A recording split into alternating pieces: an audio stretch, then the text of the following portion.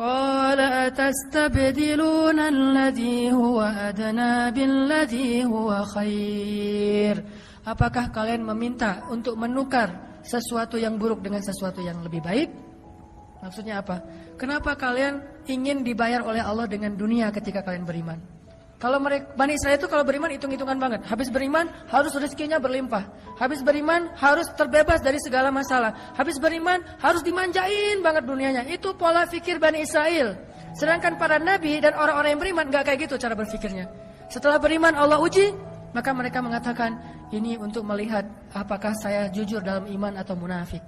Seperti kata Bilal, ketika Bilal beriman, dengan qadarullah dia ketahuan imannya oleh tuannya Umayyah bin Khalaf. Lalu disiksa oleh Umayyah bin Khalaf. Setelah disiksa berhari-hari, Umayyah ngomong gini, Bilal, mana Tuhan kamu?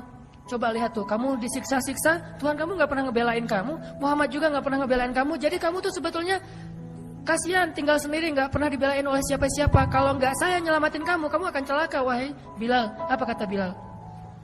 Ya Umayyah, udah gak bilang lagi Tuhan, dia mah udah beriman. Gak ngomong lagi Tuhan, gak ngomong lagi gitu. Kalau saya diuji atau disiksa karena keimanan saya, itu berarti Allah ingin melihat kesabaran saya. Maka kalian akan melihat sabar saya lebih kuat daripada sabarnya orang Arab. Karena orang Arab Mekah itu terkenal dengan keteguhan dan kesabarannya. Saya akan lebih sabar daripada laki-laki Arab dan akan lebih kuat daripada gunung Uhud. Bilal tahu itu. Jadi bukan, ya juga ya Umayyah, udah deh balik lagi aja kayak dulu. Enggak, Bilal mah gak ngomong kayak gitu. Kan orang suka pundung gitu ya. Pundung fisabilillah. Baru hijrah Allah kasih ujian pundung. Aduh, sama aja udah hijrah gak hijrah tetap aja gak bisa dapat jodoh. Nah gitu kan. Akhirnya udahlah sekalian kayak dulu aja. Aduh sama aja, ternyata udah rajin ngaji, belum kelihatan juga ke atas, masih aja gak ada yang kecantol misalnya kan ya. Aduh udah rajin udah pindah kerjaan, tetap aja belum dapat kerjaan yang lebih baik. Kata Allah, wa may yattaqillah yaj'al lahu makhraja. Mana? Wa yarzuqhu min haitsu la yahtasib. Mana tuh? Jawabannya Allah berikan itu setelah Allah lihat kesabaran kita. Kalau Allah belum melihat kesabaran kita, Allah enggak akan kasih apa yang Allah janjikan. Karena yattaqillah bukan hanya taubat tetapi sabar. Itu satu paket. Takwa itu at-ta'ah was-sabr, itulah takwa. Taat dan sabar itulah takwa. Wa may yattaqillah, siapa yang taat lalu sabar, baru Allah janjikan yaj'al lahu makhraja wa yarzuqhu min haitsu la yahtasib. Wa may yattaqillaha yaj'al lahu min amrihi yusra wa may yattaqillaha yukaffir anhu sayyi'atihi wa yu'zim lahu ajra. Itu semua janji Allah bagi orang yang takwa, dan takwa itu taat dan sabar. Kalau taat doang tapi enggak sabar, pundung tadi, maka Allah tidak punya janji apapun dengan dia. Ini logika yang dipakai oleh Allah, hitung-hitungan matematikanya Allah Subhanahu wa taala, sehingga kita tidak kecewa. Coba teman-teman buka surat As-Saffat surat 37. Surat As-Saffat surat 37 ayat 51.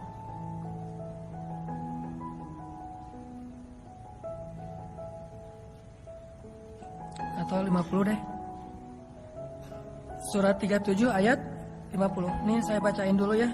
Nanti setelah itu kita renungkan. Bismillahirrahmanirrahim.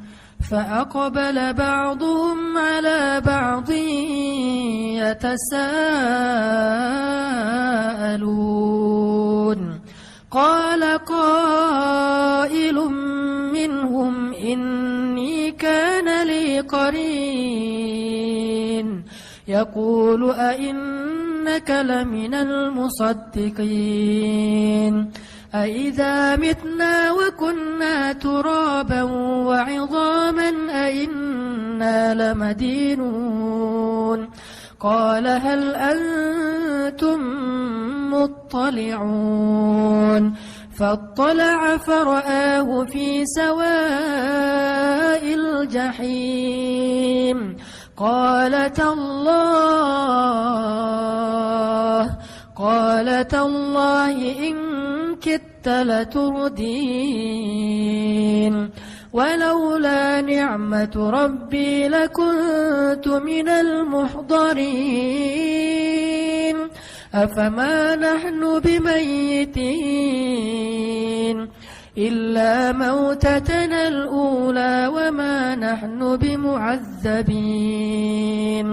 إن هذا لهو الفوز العظيم لمثل هذا فليعمل العاملون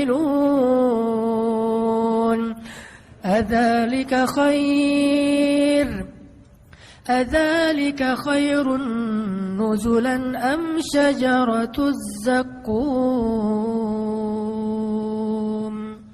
Ini adegan yang tadi saya kisahkan di surga dan neraka. Fa'aqbala ba'dhum 'ala ba'dhi yatasaalun. Orang-orang di surga nanti saling kenal lagi tuh. Kita tuh cuma enggak kenal sesama kita tuh cuman awal-awal berbangkit doang. Likulli imri'in minhum yauma idzin sya'nu yughnih. Itu cuma berlaku pada saat awal bangkit. Ketika kita awal bangkit dari kubur tuh kita enggak akan saling kenal. Enggak mikirin, siapa kok kamu di sebelah saya? Enggak. Enggak usah dilanjut. Nanti jadi enggak benar. Udah aja gitu ya. Jadi pas awal berbangkit kita tidak saling kenal dan semua dibangkitkan kata Nabi dalam keadaan tidak berbusana dan tidak dikhitan. Kata Aisyah, aduh malu sekali hari itu. Kata Nabi, ya Aisyah, bagaimana seseorang bisa merasakan malu padahal hari itu hari ketika setiap orang sibuk dengan urusannya sendiri-sendiri. Seorang ayah lari dari keluarganya, suami lari dari istrinya dan seterusnya. Tapi setelah adegan itu manusia nanti akan saling kenal lagi. Makanya muncul adegan saling memberi pertolongan, saling menghujat, saling menimpakan dosa-dosa, saling menuntut. Itu berarti udah kenal. Nah di surga manusia saling kenal lagi tuh. Sehingga kata Allah, fa'aqbala ba'dhum 'ala ba'dhi yatasaalun. Manusia akan bertemu lalu saling bertanya. Kata mereka, ini kana li qarin loh. Ada lohnya. Ini kana li qarin. Apa artinya? Dulu saya tuh punya teman loh, kata dia. Ini kata dia ke sama orang yang penduduk surga. Apa temannya? Teman yang tadi di dunia yang saling berlomba-lomba dalam 1.000 dinar. Yang satu 1.000 dinar beli istana, yang satu lagi 1.000 dinar beli istana di surga. Yang satu 1.000 dinar nikah di dunia, yang satu lagi nikah di surga. Yang satu lagi 2.000 dinar beli kebun di dunia, yang satu lagi 2.000 dinar beli di surga. Qarinun, teman dekat saya ketika di dunia. Yaqulu ainnaka laminal musaddiqin. Apakah kamu sungguh-sungguh termasuk orang yang membenarkan hari berbangkit dan seterusnya sampai kalimat qala hal antum muttali'un. Berkatalah pula ia, maukah kamu meninjau temanku itu? Kata dia kepada siapa? Kayak tadi kepada malaikat. Malaikat, tolong cariin dong teman saya yang ini. Oh, ini mah enggak ada di daftar surga. Dia mah di neraka. Oh, gitu ya. Udah pergi aja ke jendelanya surga. Lalu melihat ke arah neraka. Ketika bertemu di neraka, fattala'a itu gini. Jadi ittala'a itu ngelihat itu kayak melongo gitu. Kan surga di tempat yang tinggi, neraka di tempat yang rendah, yang dalam. Dari surga dia ngelihat ke bawah, ke neraka. Fattala'a, ayat berapa tuh? 55. Fattala'a fara'ahu fi sawa'il jahim. Lalu dia lihatlah saudara atau temannya itu di dalam neraka yang sangat panas menyala-nyala. Dan melihatnya itu nggak pakai teropong segala macam. Aduh nggak kelihatan, saya minusnya udah ini. Ada ini nggak optik nggak di sini? Cari di neraka nggak ada. Ngelihat langsung penglihatan orang-orang di surga itu basirah, sangat bening, jelas sehingga bisa melihat ke dalam neraka. Ternyata temannya ada di sawa'il jahim. Sawa'il jahim itu kata ulama di dasar neraka. Qala, berkatalah orang yang di surga ini, tallah, demi Allah, in kita laturdin, hampir saja kamu mencelakakan saya. Apa maksudnya? Coba kalau dulu saya dengerin nasihat kamu, pasti nasib saya sama dengan kamu sekarang di neraka gitu. Coba kalau dulu saya ngikutin nasihat kamu, saran dari kamu, pasti saya sekarang sama-sama tersiksa. Qala tallahi in kita laturdin walaula ni'matu rabbi lakuntu minal muhdharin. Kalau bukan karena nikmat Allah yaitu hidayah yang membolak-balikan hati, saya pasti akan termasuk di antara orang-orang yang disiksa. Itu dialog antara penduduk surga dengan penduduk neraka di akhirat. Makanya dialog ini harus jadi motivasi kita, bukan menuduh orang neraka, enggak. Ada teman kita yang belum hijrah, ntar kita dialog ya. Enggak usah gitu, itu mah sombong ya. Baru ngelihat teman kita yang misalnya masih mabuk gitu ya. Ntar kita dialog ya. Aku mah di atas, kamu di bawah. Maksud lo apa? Kamu di neraka, saya di surga. Nanti lihat kita, lo baca aja di surat Shofat. Saya yang akan ngomong kayak gitu ke kamu. Nggak boleh kayak gitu. No judgment ya, nggak boleh menghakimi orang lain. Cuman ini bukan untuk menghakimi orang lain, tapi untuk memotivasi diri kita. Beda ya. Bukan untuk menghakimi orang lain, tapi untuk memotivasi diri kita. Karena bisa jadi orang yang tadi kita hakimi ternyata sama-sama di surga. Kita sama-sama di surga, kata dia. Nggak ada dialog yang seperti kamu gambarin. Oh gitu ya, nggak jadi dialognya. Nggak jadi, soalnya saya udah hijrah juga misalnya. Dialognya jadi fa'aqbala ba'dhum 'ala ba'dhin yatasaalun. Dialognya tuh di ayat yang tadi pertama, saling sama-sama di surga. Kalau di Al-Waqiah, yatufu 'alaihim wildanun mukhalladun bi akwabi wa abariqa wa ka'sim min ma'in la yusaddauna anha wa la yunzafun. Jadi nanti mereka lagi ngobrol gitu ya, terus lewat pelayan-pelayan anak muda yang mukhalladun, yang kekal, bawa ka'sin, gelas-gelas bening dari permata dan menuangkan khamar. Jadi kita minumnya di surga itu khamar, tapi khamar berkualitas tinggi. Yang kalau di dunia mungkin tidak ada nilai yang sanggup membayar khamar itu. Satu tetesnya aja lebih mahal daripada dunia dan seisinya. Sedangkan khamar di dunia, kadang kita ada khamar yang di beberapa kafe itu satu gelasnya atau satu botolnya 5 juta. Saya pas melihat harganya, wah 5 juta, mending saya kredit motor nih. Namanya juga orang pas-pasan. Orang 5 juta itu untuk minum doang tuh. Kita 5 juta lumayan bisa modal usaha. Di dunia aja khamar bisa 5 juta satu botol. Di akhirat satu tetesnya lebih mahal daripada dunia dan seisinya. La yusaddauna anha wa la yunzifun. Tidak akan mabuk orang yang meminum minuman itu. Minum sesukanya, lezatnya lebih lezat, tetapi tidak akan menghilangkan pikiran atau akal mereka. Jadi kita tos, gimana dulu di dunia? Wah, kenapa kamu mabuk gitu? Ternyata dia bawa dari gitu ya, nggak boleh ya, nggak boleh Pak. Saking ada sahabat yang kayak gitu, ada mau mati aja bawa khamar, bukan ke surga bawa khamar ya, mau mati aja bawa khamar. Siapa dia? Seorang sahabat Nabi yang udah hijrah tapi nggak bisa berhenti minum. Cuma itu doang yang dia belum bisa hijrah, yang lain udah hijrah. Sehingga dia berdoa, dia bilang ke anak-anaknya, wahai anak-anakku, kalau ayah nanti meninggal, kuburkanlah ayah di bawah pohon anggur. Sehingga buah-buah anggur yang jatuh ke tanah yang sudah busuk, kemudian masuk ke dalam tanah, cairannya itu bisa membasahi tulang-tulang ayah. Coba, saking ediknya dengan khamar. Sampai meninggalnya aja pengen di bawah pohon anggur. Itu artinya bawa khamar ke akhirat. Dia mau meninggal aja bawa anggur tuh. Nah, ternyata nggak ada itu di surga. Nggak ada orang minum khamar. Loh kok mabuk ya? Perasaan di surga nggak ada yang mabuk deh. Nih, jangan-jangan mereknya apa nih? Nggak ada ya di surga Maya. Semuanya lurus.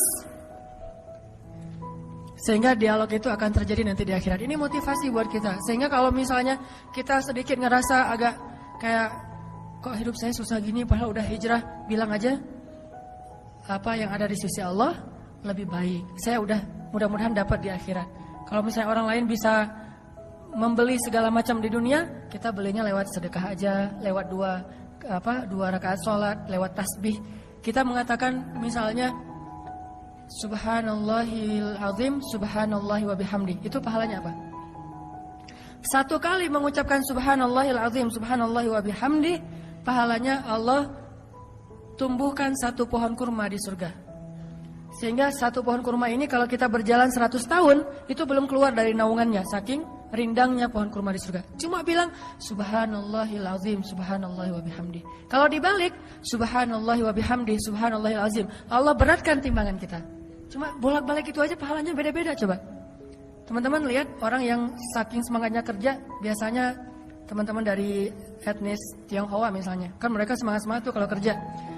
Dia jualan, dia punya kafe misalnya, atau punya sebuah stand di mall. Udah punya kafe, masih jualan yang perintilan-perintilan di depan toko tuh. Kadang-kadang jual yang nggak terlalu mahal. Loh kok dia masih mau jualan yang kayak gitu-gitu, padahal dia udah punya kafe. Yang perintilan pun dia lakukan. Lumayanlah buat isi pulsa, lumayanlah buat bensin, lumayanlah buat bayar pembantu. Dia masih mikirin yang kecil-kecil, padahal dia udah punya toko yang besar. Kenapa kita sebagai muslim mengabaikan yang kecil-kecil yang Allah tawarkan pahalanya besar? Udah kok, udah tahajud, udah tambahin aja yang perintilan. Subhanallahil azim wa bihamdi. Subhanallah wa bihamdi wa subhanallahil azim. Itu kan perintilan kan? Kalimatan khafifatan 'alal lisan, habibatan ilar rahman, thaqilatan fil mizan. Subhanallah wa bihamdi, subhanallahil azim. Itu perintilan loh. Gampang ngucapinnya, tetapi pahalanya luar biasa di sisi Allah SWT. Jadi nggak boleh bilang, kan udah tahajud, kan udah umroh, kan udah tilawah, kan udah. Sama kayak orang tadi, kan udah punya toko. Kenapa masih jualan yang kecil-kecil di depan tokonya? Begitu juga kita. Kan udah tahajud, kenapa masih mikirin subhanallah, subhanallahan? La haula wala quwata illa billah. Itu adalah satu box perhiasan di dalam surga. Disimpannya di bawah arasy, bukan di bawah tempat tidur. Di bawah arasy. Siapa yang mengucapkan la haula wala quwata illa billah, Allah memberikan kanzun. Kanzun itu kayak harta terpendam yang tersimpan di bawah arasy Allah Subhanahu wa taala. Sehingga pas kita nanti masuk surga insyaallah, tiba-tiba Allah mengatakan, "Abdi, hambaku, ini untuk kamu." Ya Allah, ini dari mana? Dari la haula wala quwata illa billah. Wahai hambaku, ini untuk kamu dari mana? Dari subhanallah, dari alhamdulillah, dari Allahu akbar, dari la ilaha illallah. Artinya kalau orang membeli dunia dengan hal-hal yang kayak gini, kita membeli akhirat dengan hal-hal yang seperti itu. Dan wama indallahi khair.